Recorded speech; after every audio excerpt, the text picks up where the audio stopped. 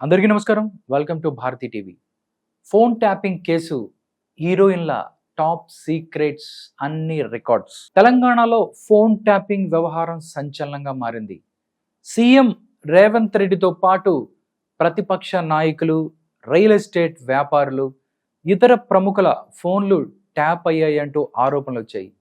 ఈ వ్యవహారంలో ఇప్పటికే పోలీసు ఉన్నతాధికారులపై చర్యలు కూడా తీసుకుంటుంది తెలంగాణ ప్రభుత్వం.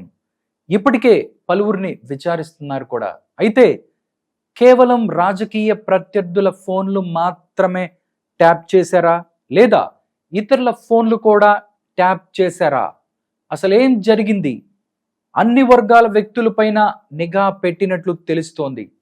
కేవలం రాజకీయ నాయకులు, వ్యాపారులే కాదు, ఈ వ్యవహారంలో సినిమా తారల ఫోన్లు కూడా ట్యాప్ చేసినట్టుగా తెలుస్తోంది. దానికంటే ముందు దుబ్బాక, మునగోడు ఉప ఎన్నికల్లోనూ ఫోన్ల ట్యాపింగ్ జరిగినట్టు సమాచారం అందుతోంది. ప్రత్యర్థులపై పైచెయ్యి సాధించేందుకు ఈ వ్యవహారం నడిపించినట్లు తెలుస్తోంది. అంతేకాదు, దీని ద్వారా ఓ రాజకీయ పార్టీకి ఎక్కువ మొత్తంలో డబ్బులు కూడా సమకూర్చినట్లుగా కూడా ఆరోపణలు వినిపిస్తున్నాయి. టాలీవుడ్ తారల్లో కలకలం దీంతో మొదలైంది. కాసేపు రాజకీయ కోణం పక్కన పెడితే సినిమా వాళ్ళ ఫోన్ల ట్యాపింగ్ ఇండస్ట్రీలో కలకలం రేపుతోంది. సినీ తారల ఫోన్లు ఎందుకు ట్యాప్ చేశారు? ట్యాప్ చేసి ఈ సమాచారాన్ని ఎవరికి అందజేశారు? అసలు ఎందుకు చేయాల్సి వచ్చింది అనే కోణంలో కూడా పోలీసులు దర్యాప్తును కొనసాగిస్తున్నారు. ప్రధానంగా సినీ హీరోయిన్లకు సంబంధించి రకుల్ ప్రీత్ సింగ్, సమంత లాంటి ప్రముఖ హీరోయిన్ల ఫోన్లు కూడా ట్యాప్ అయినట్టు తెలుస్తోంది. దాంతోపాటు మరికొంతమంది తారల ఫోన్లు కూడా ట్యాప్ అయినట్టు సమాచారం. వారిలో హీరోయిన్లు పూజా హెగ్డే, అనుష్క, తమన్నా, హీరోలు నాగార్జున, మహేష్ బాబు, జూనియర్ ఎన్టీఆర్ల ఫోన్లు కూడా ట్యాప్ అయినట్లు అధికారులు తమకు అందిన సమాచారాన్ని బట్టి నిర్ధారించుకున్నట్లు తెలుస్తోంది. అసలు సినీ తారల ఫోన్లు ఎందుకు ట్యాప్ చేశారన్నది ప్రస్తుతం ప్రశ్నార్థకంగా మారింది. ట్యాప్ చేసిన సమాచారాన్ని సేకరించి దాని ద్వారా ఎలాంటి ప్రయోజనాలు పొందారు? సినీ తారల సంభాషణలు విన్న తర్వాత వాటితో ఏం చేశారు అన్న ఆలోచనలు ప్రతి ఒక్కరి మదిలో మెదులుతున్నాయి. ప్రస్తుతం టాలీవుడ్ ఇండస్ట్రీని ఫోన్ ట్యాపింగ్ వ్యవహారం కుదిపేస్తుంది. ఇప్పటికే డ్రగ్స్ వ్యవహారం టాలీవుడ్ని కుదిపేస్తున్న ఈ నేపథ్యంలో తాజా ఫోన్ ట్యాపింగ్ అగ్రశ్రేణి హీరోయిన్ల చుట్టూ తిరుగుతుందన్న పరిస్థితి ఇప్పుడు కనిపిస్తోంది. సమాచారాన్ని ఎలా వాడుకున్నారు? ఫోన్ ట్యాపింగ్ వ్యవహారంలో ఇప్పటికే ప్రణీత్ రావు తీగలాగితే డొంక కదిలిన సంగతి తెలిసింది. తిరుపతన్న, భుజంగరావు, రాధా కిషన్ రావు, ఇలా పెద్ద తలకాయలన్నీ బయటకు వస్తున్నాయి. వీరంతా ప్రస్తుతం పోలీసుల అదుపులో ఉన్నారు. వీరంతా విచారణ సమయంలో కీలక విషయాలని వెల్లడిస్తున్నారు. ఈ క్రమంలో దానికి సంబంధించి డబ్బుల వ్యవహారాలు, ఒక పార్టీకి లబ్ధి చేకూర్చే వ్యవహారం, ప్రత్యర్థుల ఫోన్లు విని వాళ్లకు సంబంధించి కార్యకలాపాలను కట్టడి చేయటం, వ్యాపారులకు సంబంధించిన లావాదేవీల అంశాలను సేకరించి అందులో అధికారులు వేలుపెట్టి డబ్బులు వెనకేసుకున్నారన్న ఆరోపణలు కూడా వచ్చాయి. ఈ వ్యవహారంలో ఇంకా ఏం తేలబోతోంది, ఏం జరగబోతోంది అన్నది ఇప్పుడు ఆసక్తికరంగా మారింది. ముఖ్యంగా టాలీవుడ్కి సంబంధించిన ఎవరెవరి ఫోన్లు ట్యాప్ చేశారు, ఏం జరగబోతోందన్న ఉత్కంఠ నెలకొంది. ప్రధానంగా అగ్రశ్రేణి తారల ఫోన్లనే ఎందుకు ట్యాప్ చేశారన్నది తేలాల్సి ఉంది. దాంతోపాటు టాలీవుడ్లో ఇంకా ఎవరెవరి ఫోన్లు ట్యాప్ చేశారు, అసలు ఏం జరిగింది, ఆ సమాచారాన్ని ఏం చేశారు, ఫోన్ ట్యాప్ చేసిన తర్వాత దాన్ని ఏ రకంగా వినియోగించారు, దాని ద్వారా వాళ్ళకు అనుకూలంగా ఎలా మార్చుకున్నారు అన్నది ప్రశ్నార్థకంగా మారింది. పోలీసుల విచారణలో మున్ముందు కీలక విషయాలు వెల్లడయ్యే అవకాశం ఉంది. ఇప్పటికే విచారణలో రోజుకో కొత్త సంచలన విషయం బయటకు వస్తుంది.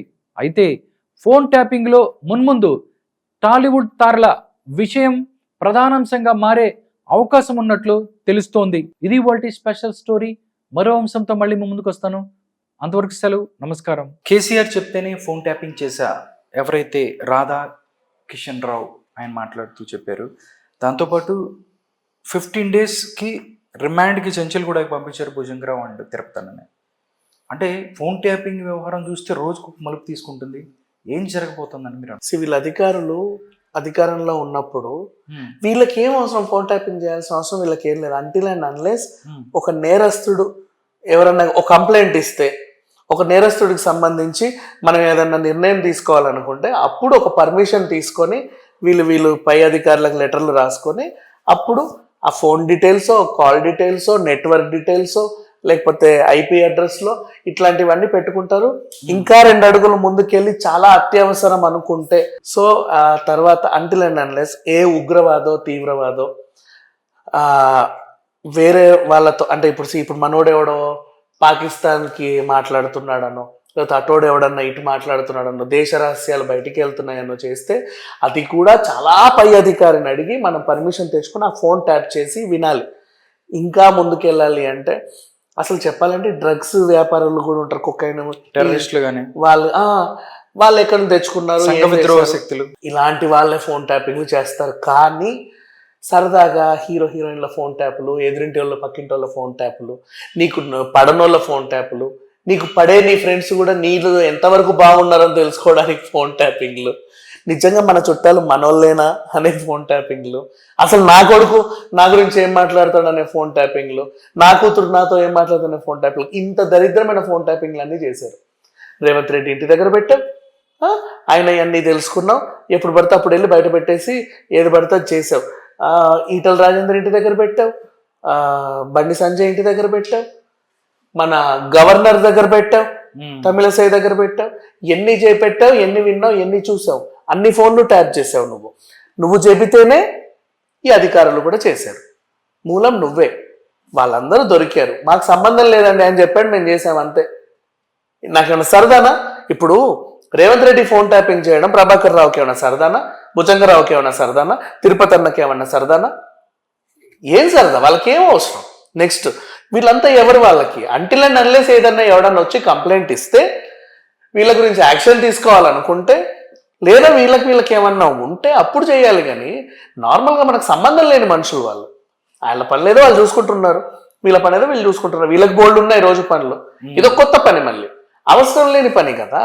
సో దీన్ని మాకు సంబంధం లేదు, కేసీఆర్ చేశాడు, అన్ని వేలు ఆయన వైపు చూపిస్తున్నాయి. సో ఇప్పుడు వీళ్ళకి 14 రోజులు రిమాండ్ వేసిన తర్వాత వీళ్ళు ఇప్పుడు అప్రూవల్గా మారుతారు, వీళ్ళని రిలీజ్ చేస్తారు. తర్వాత బెయిల్ వస్తుంది, రాదనేం లేదు. ఈలోపు కేసీఆర్ లోపలికి వెళ్తాడు. తిహార్లో కవిత, చెంచల్గూడలో కేసీఆర్. మరి కేటీఆర్ని ఎక్కడ తీసుకెళ్తారో తెలియదు, మేబీ అయితే చెర్లపల్లికి వేస్తారేమో అలా.